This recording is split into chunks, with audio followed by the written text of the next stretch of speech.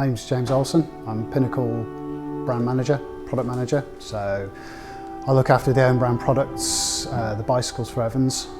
I think it's always been the thing that's the number one sort of motivation or the driver of what I do has always been, I want my bikes to be as good as they can be. If I do this or I do that, what will happen? Or can I make my bike better by using these parts or by changing something else? I remember going to a custom builders local to me when I was about 15 or 16 with a paper and pencil technical drawing of a frame design I wanted, and him telling me that looks interesting, but I can't make that part, and that started a sort of an interest in, well, okay, if I could make that, what would that do?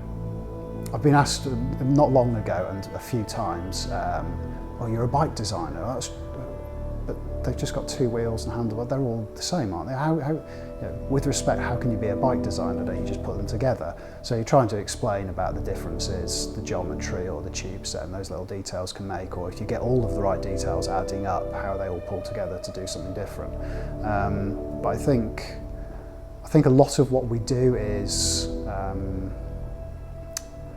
it's within a certain range. We're not creating totally wild off-the-wall bikes because they probably wouldn't be that acceptable or commercial.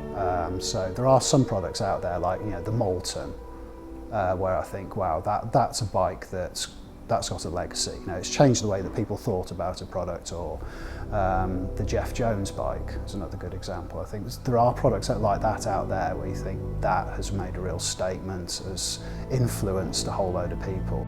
I do see the growth of a brand like Pinnacle as saying we've done something a little bit different to the big brands as a company, and we're seeing the results of that. So yes, we're doing something right, and we hope that it's offering a choice that people agree with.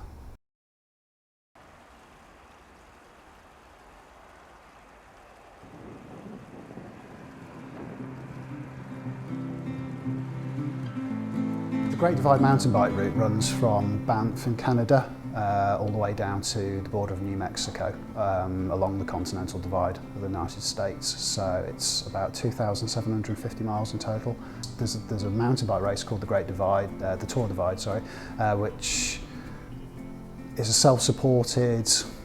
It was a fairly underground race a number of years ago. It's got bigger every year. It attracts about 150 riders a year. Basically, a load of guys turn up in Banff early in June, and somebody gathers the riders together at a trailhead in Banff in a car park, and then everybody races to the border. So it really appealed to me, as generally races don't. I'm not a racer, but I would when I retire if I had a fishing rod in my backpack or something like that. I wouldn't race it again, no. The appeal was doing something new. So to not know what was around the corner, and to have read the stories of people that have ridden the route before, and imagine what it would be like, and then to see those places for the first time was amazing. But no, it wouldn't have the same appeal second time. Yeah, good question.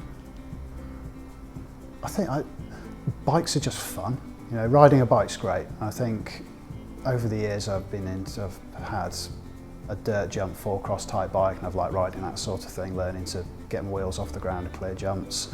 I've spent time just playing around in the woods, just sessioning down hills. I've got into road riding, sportives, and I think it all just comes down to just enjoying riding a bike and all these different. I find it hard to understand how you can go through life just riding one type of bike. It's like listening to one type of music. there's so much more out there when a certain type of bike can give you a certain kind of ride opportunity. Like you can have a touring bike, or your road bike, your mountain bike. They all offer different things. So I think it's about what's next.